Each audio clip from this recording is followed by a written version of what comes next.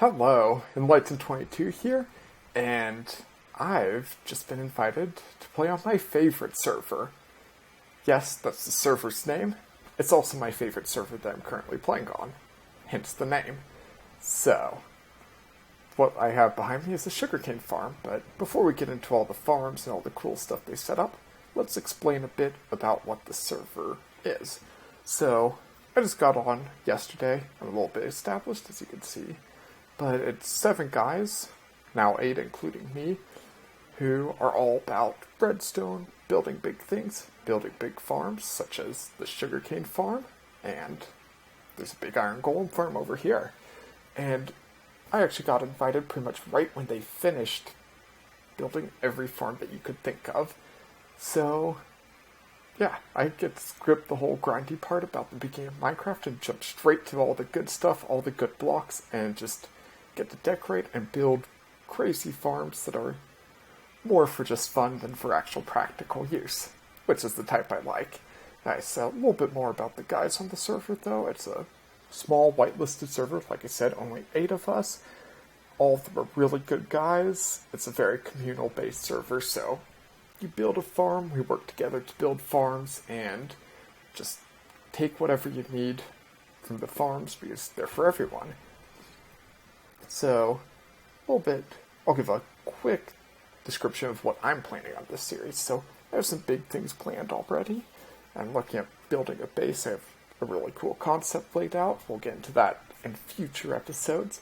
I'm also planning on doing some farms, a lot of collabs with the other guys, work with them on working on other things. So, I'll actually run off and continue talking as we run into the nether, and I'll show you around the server. Won't be able to show you everything, but I'll try and point out all the big farms that are significant. So, ones I already point out, sugarcane farm and iron farm, which, ridiculous amount of iron. It's like 3 double chests a day of iron blocks, not ingots, blocks. So, yeah, we have more iron than we'll ever need. So, well, the first thing, continuing with some of the things I'm planning on doing in the server, you'll see in a second the nether. It's a bit rough in here. It's getting along, but a lot of the guys don't really want to work in the nether. Mew, meow, wow. Is he on? No. He's the only guy who really works in the nether, and I'm planning on helping him out, getting some more decorations done. He's definitely getting it going in the correct direction, though, as you can see in this tunnel. Pretty cool tunnel. I want to help him out. And this is leading to the end. I'm going to quickly show you the Enderman farm. I really like this setup. You'll see in a second. It's super simple. And no, it's not your 100% most efficient farm ever, but it's very efficient for how simple it is. Okay, so into the end. Nope. Nope. Nope. No. Okay. Oops. Looked at an Enderman. But, yep, here's the portal back home. So, the Enderman farm is super simple. Not sure if you've seen this before. Good chance you have, but it's an Endermite. I'm not looking up, but at the top of the screen, straight above me, there's an Endermite trapped in the minecart. And the Endermen go towards that Endermite and fall down in this pit. As you can see, it's super simple. They didn't even build a massive bridge out into the void or anything. It's just straight here. Dig a little pit, and boop. That's really loud. Okay, lots of Endermen. Pretty efficient farm, as you can see. Super simple to make. Now, to sort of show you how established I've already gotten all these books and all these tools, and these took me maybe 30 minutes to get all of this stuff. And there's even more back at the start of my base. I've only been playing for maybe 3 hours, if even, so far on this server, and I'm already this well established. So, cool having this whole setup. And I'll cut and get back to you when we get to the next farms. Okay, so now we're in the next farm. This is the Wither farm. As you can see, tons and tons of hoppers.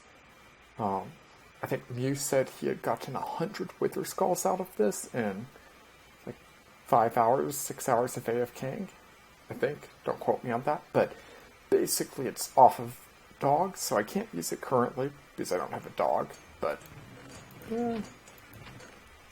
yep, there's all the stuff. It's been recently cleared out, so there's not a ton. And it gets pretty much every wither mob, as well as every nether mob, as well as wither skeletons. So, a little bit laggy, lots and lots of pistons going. But yeah, this is roughly, as you can see, they suffocate all the mobs except for wither skeletons, which if you own these dogs, this is all Muse dogs, they'll kill the skeletons for you, and you'll get all your wither skulls, because your dog's killing a mob counts as you killing it, so they'll drop the wither skulls, if that makes sense. So actually just run up this ladder and try and show you it as we go up. So yep, there's all the mobs and all these spawning platforms up here. This is a cool design. I saw it about half a year ago. You have all of these pistons slide back and forth, and when things spawn on it, let me actually show you what's happening. Yep, when something spawns on this, all these pistons will push the floor over, and momentarily those blocks disappear, which allows mobs to fall through them. It's a pretty cool design, and let's see. Maybe? Okay. Well, take my word for it. If a mob spawns on that, pistons will push and the mob will fall through the block because it momentarily becomes a transparent block, so they can fall through. Yep, that's how that works. So we're on top of this, and let's run you over to the Nether Hub, which Nether Hub's another thing. Definitely at some point want to get it fixed up a little bit because it's okay, but it's definitely just a big black box of glass. Try saying that 3 times fast.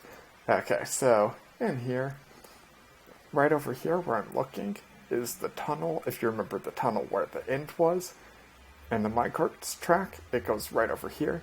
And then in here is all of our nether portals. It's right by the nether ceiling.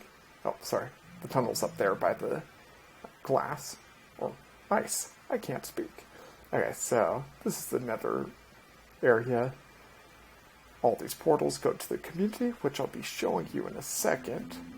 But first, I want to take you up to the zombie pigman farm, because that's also a pretty cool farm. If you haven't seen it before, this is a zombie pigman XP farm. Basically how it works is if zombie pigmen are mad at you and they die, they'll drop XP, even if it's not from you directly killing them. So the trick here is there's a bunch of donuts, basically. So you have donut platforms. And okay. And you stand right here in this corner, shoot a zombie pigman. Any zombie pigmen that you can get. Okay. They all get mad at you and start running down here.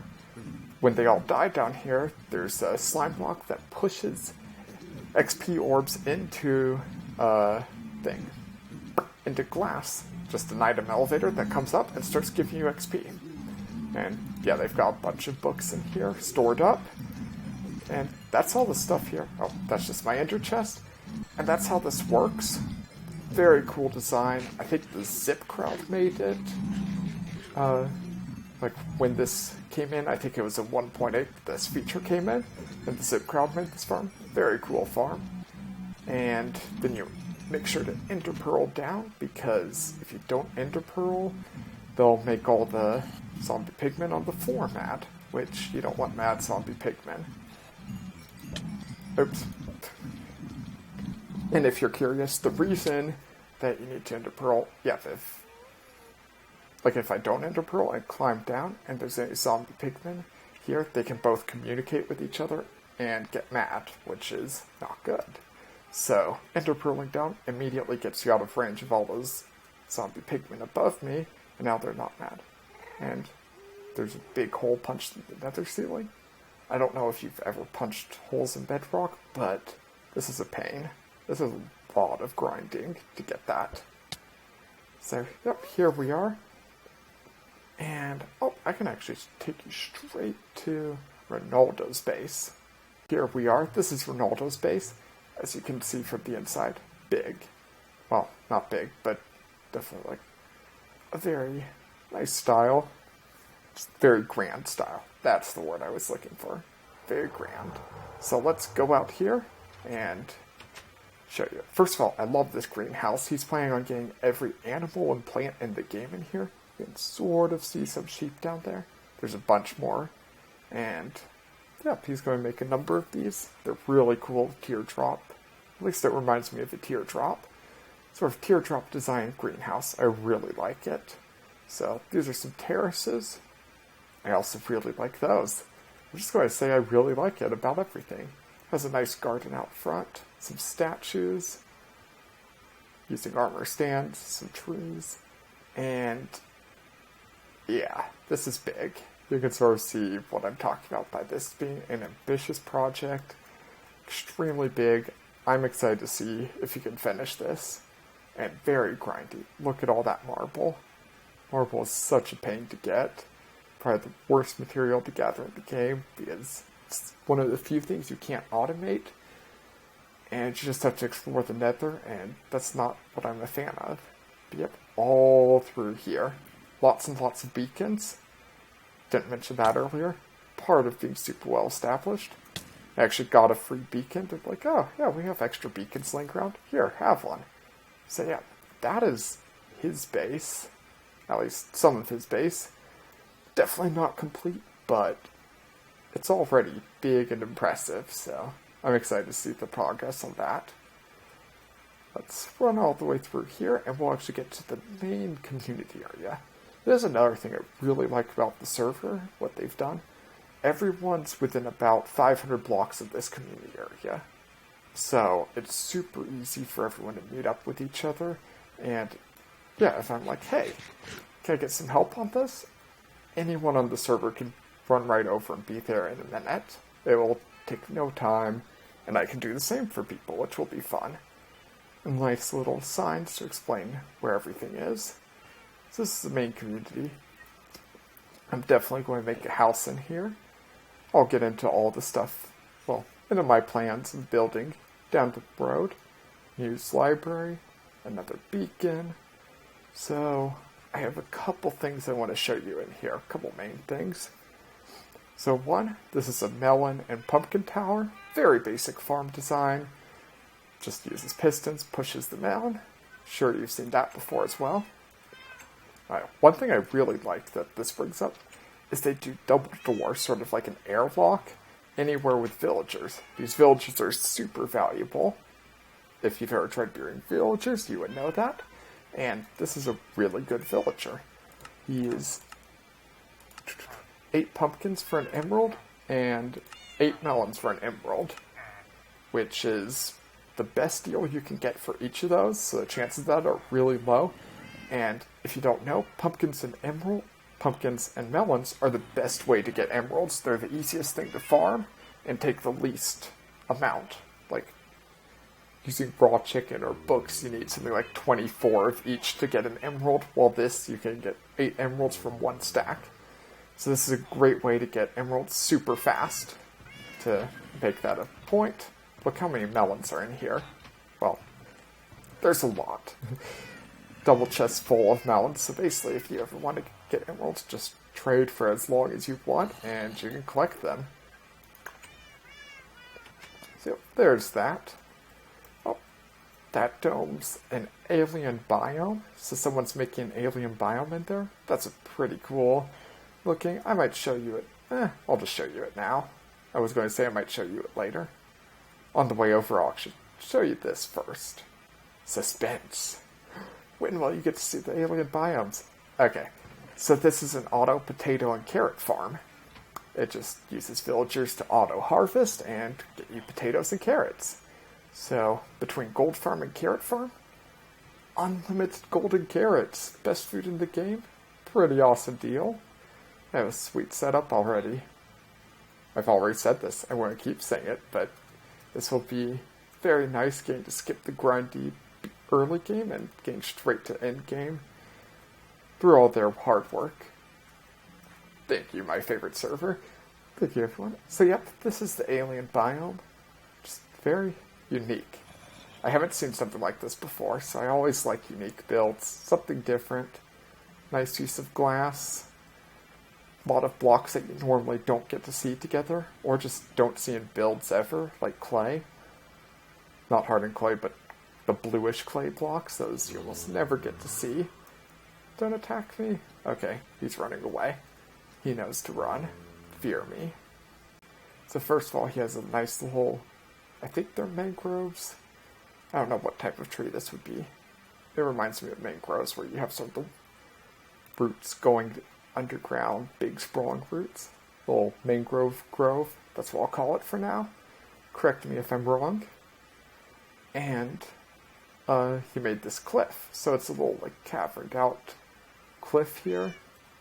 Let's actually climb up, I believe. Yep, there's a ladder right here.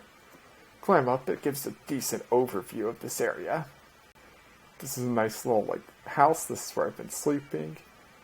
And I have one last thing I want to show you, unless I forgot something. So I'll be right there. Oh, that's actually cool. Some very much modern style houses here. All of the guys seem to like the modern style. So I'll have to build something. I'm not sure what yet, but I'll definitely build something in this community. So I'll be right with you. And here is Muse Prize Collection. And just so you know, the reason I'm talking so much about Mew is, one, he's the server owner, but also he's the person who showed me or gave me the tour of the world initially. So I got his perspective, so I know about all his farms, that this is his prized possession, all that sort of stuff. I'll learn more about the other guys as time goes on. I've only met one other person so far, but it definitely will be fun to meet everyone and continue learning. But back to this. This is all villagers. Extremely, extremely good villagers. So he has all these signs. Not complete, but good, pretty complete. And that's actually where, if you're wondering where I got all this good diamond stuff, all from these villagers. So like Silk Touch for 7 emeralds, Infinity for 12 emeralds, and Depth Strider 3 for 12 emeralds on one villager. This is a ridiculous villager. There's diamond picks, more Silk Touch, well, a diamond axe that's Silk Touch, all sorts of just crazy enchants. Like I said, that's where I got most of the books that you saw and all of these tools from. So, awesome villager setup, awesome setup to get the emeralds that I showed you before. Oh, a few things I didn't show you as we conclude the video. I'm not going to show you absolutely every farm. A couple other farms of note, though, that I won't point out.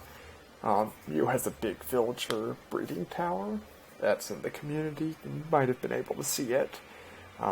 There's a wood farm, so one of those that crushes all the leaves and pushes the wood into a massive block.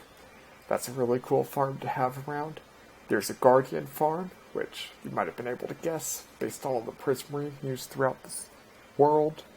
And I'm sure I'm missing some. There's tons and tons of small ones, like I got this chicken from a chicken farm that one person had in his base.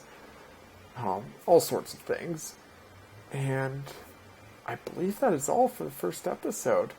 You'll get to keep adventuring this world with me throughout the next few, well, hopefully next lot of episodes.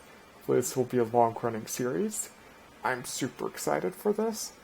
And it's been good. I'll see you next time.